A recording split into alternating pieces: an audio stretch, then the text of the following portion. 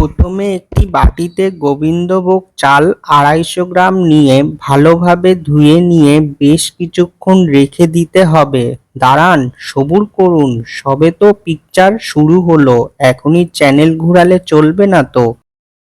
এরপর তার মধ্যে ২ টেবিল চামচ আদা বাটা, ১.৫ টেবিল চামচ সাজিরা বাটা, ১ চা চামচ হলুদ গুঁড়ো, স্বাদমতো নুন, মাঝারি মাপের চামচে ৩ টেবিল চামচ বা বড় চামচে ১/২ টেবিল চামচ সর্ষের তেল দিয়ে গাছে পোকা মারার মতো করে বীজ তেল জলে গোলার মতো করে চালের মধ্যে সব ঘেঁটে ঘুঁটে একটা রাসায়নিক যৌগের মতো অর্ধ রান্না মিশ্রণ বানাতে হবে ও ঢাকা দিতে হবে বেশ কিছুক্ষণের জন্য।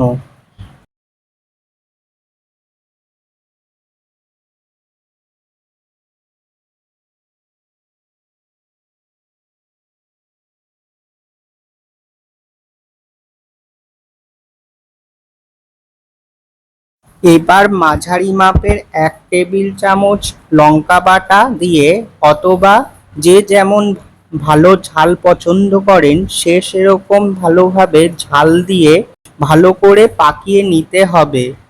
এবার কড়াইতে তেল গরম করে ফোড়নের জন্য ২টো তেজপাতা, ২টো ছোট এলাচ ভেঙে, ৩টে লবঙ্গ দিতে হবে। এবার তার মধ্যে ৫টা কিশমিশ, সমপরিমাণ কাজু বাদাম দিয়ে মাঠে bat ball helmet pad jersey পরে নামতে হবে।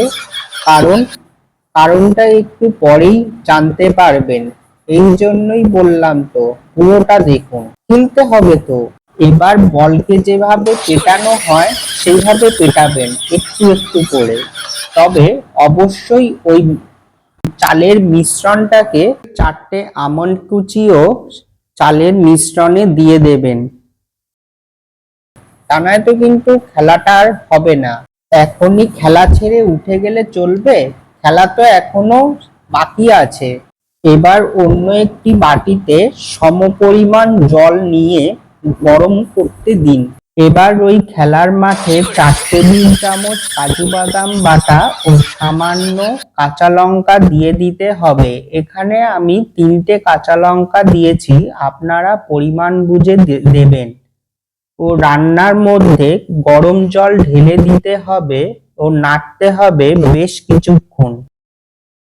যখন টকবক করে ঘোড়া চালানোর মতো ফুটে উঠবে তখন আপনারা স্বাদমতো চিনি, বা যাদের সুগার আছে বা ডায়াবেটিক পেশেন্ট তারা আখের গুড় দিয়ে দিতে পারেন এবং সামান্য গরম জল দিয়ে ঢাকা দিতে হবে ১০ মিনিটের জন্য। এবার ঢাকা খুলে আমন্ড কুচি দিয়ে ভালোবাসা দিয়ে নেড়ে আবারও ঢাকা দিতে হবে ৫ মিনিটের জন্য। ৫ মিনিট পর ঢাকা খুলে সামান্য ঘি ছড়িয়ে গরম গরম পরিবেশন করুন আমন্ড পোলাও। রেসিপিটি ভালো লাগলে লাইক করবেন, শেয়ার করবেন ও সাবস্ক্রাইব করবেন।